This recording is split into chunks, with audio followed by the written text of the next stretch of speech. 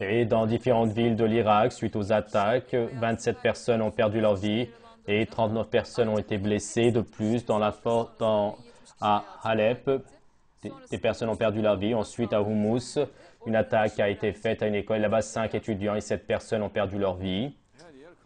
Partout, c'est un lac de sang. Partout, l'événement du Mehdi, le manque de cela.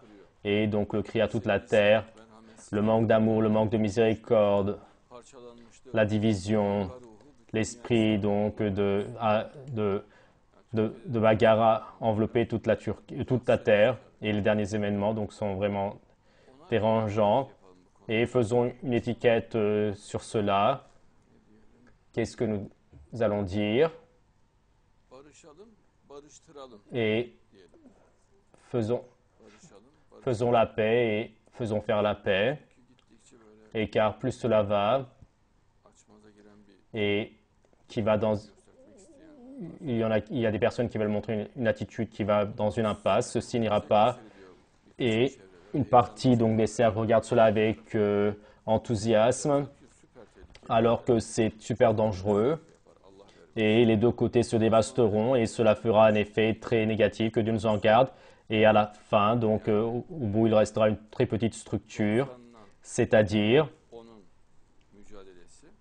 90 et 10, donc la lutte de 90 et 10, et dévastera les 90 et également les 10, car les musulmans, donc la lutte les uns contre les autres, Dieu a interdit cela.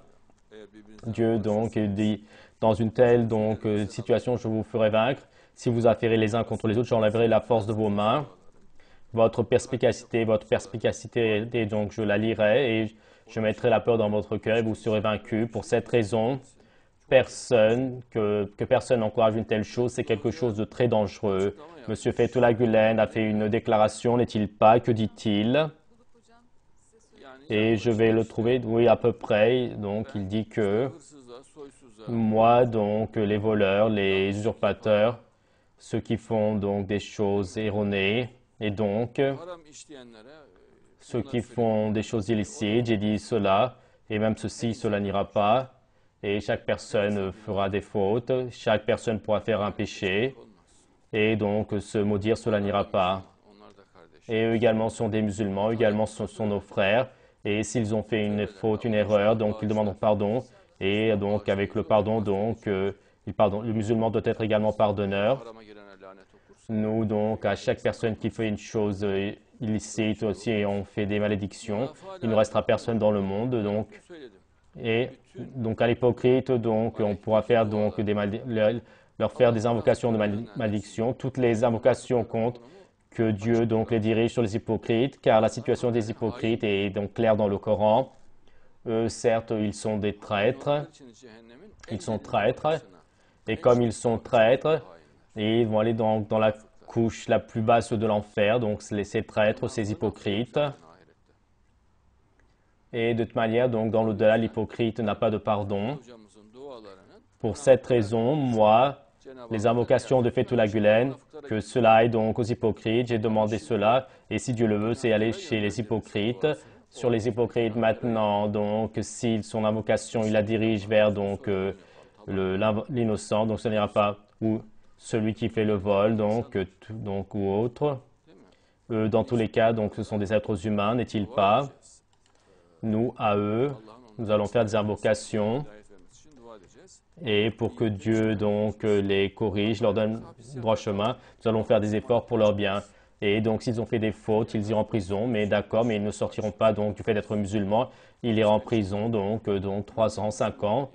Il sortira de prison et il est encore croyant musulman, il fera sa prière et donc il deviendra une personne utile aux musulmans. Mais l'hypocrite est donc et violent, donc même si tu le mets en prison, il fait de l'immoralité même dehors, donc il est constamment derrière donc l'oppression, la tyrannie, il ne laisse pas respirer les musulmans constamment, donc il court derrière les choses, la tyrannie, les choses basses, pour cette raison que les invocations de Fethullah Gülen soient sur les hypocrites, si Dieu le veut, donc ces invocations sont parties sur eux, c'est-à-dire, et le musulman peut entrer dans tout type de péché, donc s'il entre, il demandera pardon, de toute manière, donc le musulman demande pardon jour et nuit, Et donc, le musulman, une de ses caractéristiques les plus claires, c'est de pardonner. Et dans le verset, Dieu pardonne et ordonne le bien et détourne le visage des mauvaises personnes. Comme ceci est notre qualité, nous on va agir selon notre qualité que voici.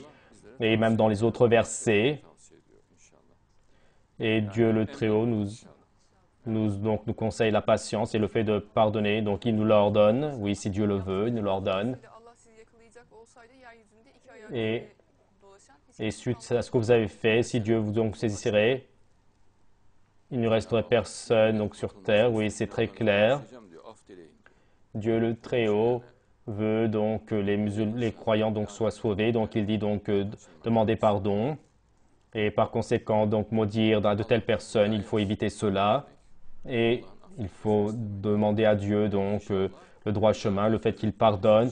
Et si Dieu le veut, pour qu'il ne réitère pas cela, Dieu le Très-Haut à eux, il faut donc, ce qui sera joli, c'est de demander à Dieu qu'il leur donne la force et la puissance, oui. Car Dieu dit que il n'insiste pas dans le péché tout en le sachant. Donc, le croyant peut faire le péché, mais il n'insiste pas dans le péché. Et donc, Dieu ne dit pas qu'il ne peut pas, il ne fait pas le péché, il peut entrer dans le péché, mais il n'insiste pas, donc, une erreur. Donc, il peut faire donc une erreur de jeunesse, ou sinon, même une personne dans la maturité peut faire cela. Et donc, il va souhaiter le pardon de Dieu. Et les croyants vont faire des invocations pour que Dieu lui pardonne. Et pour son droit chemin, nous allons faire des efforts. Mais pour qu'il soit un bon musulman, nous allons faire des efforts.